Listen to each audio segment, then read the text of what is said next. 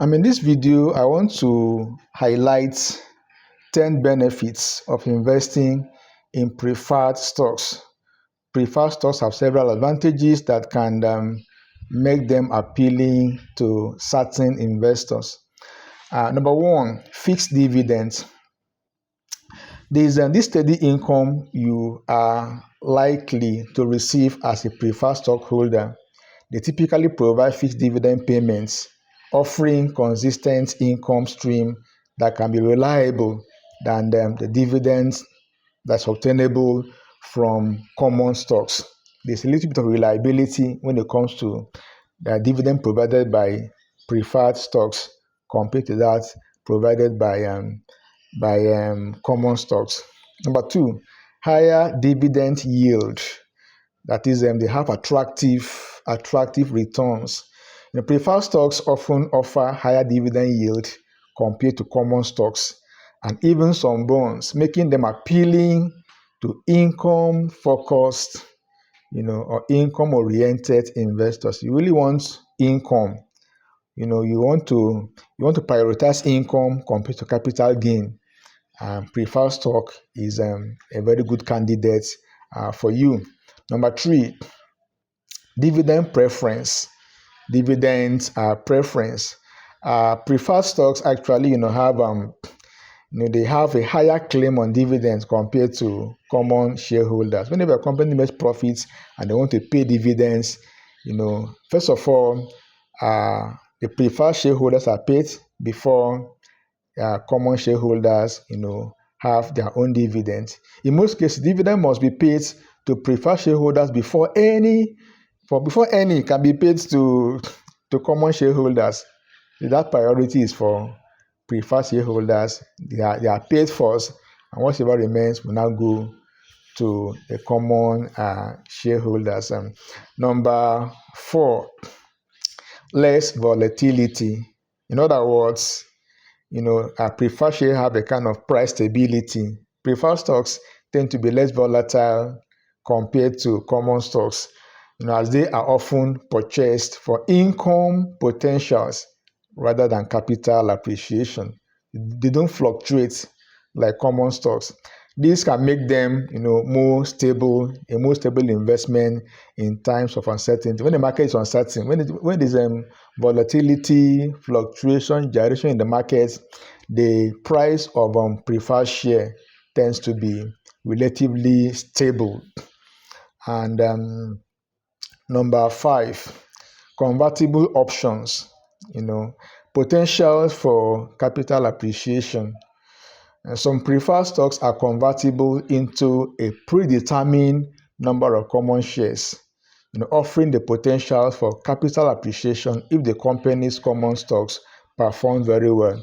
In other words, a preferred shareholder may decide to convert his stocks into common stocks. So in that case, when common stocks is doing very well, this individual will participate in the capital appreciation, compared to just remaining a preferred stockholder, like that. Number six, higher claim on liquidation. They have priority in times of bankruptcy. In the event a company, declares, goes bankrupt, and the company is forced to liquidate its assets, preferred shareholders have a higher claim, on assets than common shareholders, though still below bondholders.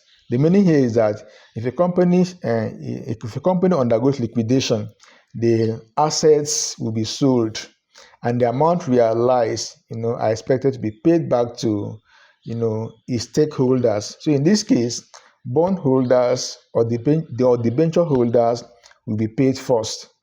Whatever remains goes to the preferred stockholders, and if anything still remains, then the common shareholders will partake. So in that particular hierarchy, preferred shareholders, have a kind of priority in terms of liquidation whenever, the the assets or the fund realized from sales of assets are being distributed out to stakeholders. Number 7, tax advantages. Qualified dividends. They have that particular kind of advantage when it comes to taxation. In some cases, dividends from preferred stocks are treated as qualified dividends, which are taxed at a lower rate than ordinary income, providing a tax advantage for investors. In other words, when it comes to taxation or tax treatment, preferred stockholders are classified as what is called qualified dividends. In other words, they are taxed at a lower rate compared to any other kind of income the investor may be generating in his other, commercial endeavors. They are classified as qualified and they are taxed at a lower rate. Number 8, callable future. Callable future. Talking about callability in this context, that's potential for early payout. Although a called future can be a disadvantage, it can also be, an advantage if the stock is called at a premium, providing investors with a larger or a higher returns than the market price. If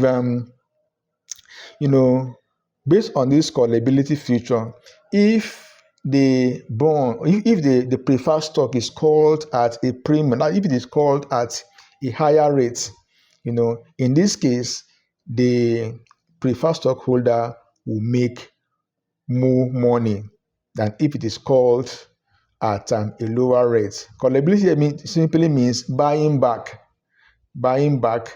the shares in these regards. Please, I will solicit you subscribe to this channel, press the notification bell, give me a thumbs up, and don't forget to drop your comments in the comment section. It will do me a whole ton of good. Number 9, cumulative dividends. That is, there is that guaranteed dividends. The dividend could be cumulative. In other words, if a company misses dividends this particular year, probably because of poor performance or companies operating at a loss, the dividends is accumulated. That is, it repeats in the coming financial year. This offers an extra layer of protection for investors seeking reliable income. You will not miss your dividends, completely like a common shareholder. The dividend that is not paid this year will be paid in the subsequent year. That is, be carried forward to the subsequent year. It's a very, very, it's a very nice feature when it comes to preferred stock holding. Your dividend is guaranteed. If it's not paid this year, it will be paid the following year. Number 10, diversification. In this case, you have a balanced portfolio. Preferred stocks can add diversification to a portfolio, offering a blend of equity and fixed income characteristics. That is, a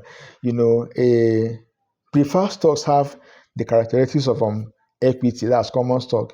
It also has the characteristics of what of a bond, that's fixed income. This can help balance risk and reward in the mixed investment strategy. It's a very, very important, feature of preferred stocks.